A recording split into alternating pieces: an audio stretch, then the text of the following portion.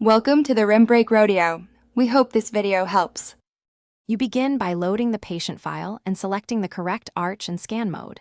This tells the Itero what detail level you need. Once done, position the patient comfortably so you can reach the occlusal plane. Retract lips and dry the area briefly to reduce glare. Make sure the wand is securely attached and either charged or connected. If the console prompts calibration, follow its quick on-screen cues so the scanner aligns sensors before you move on.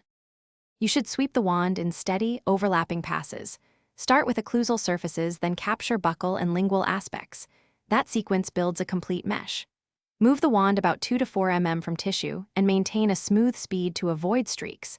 Abrupt stops create voids. As you scan, monitor the real-time mesh on screen.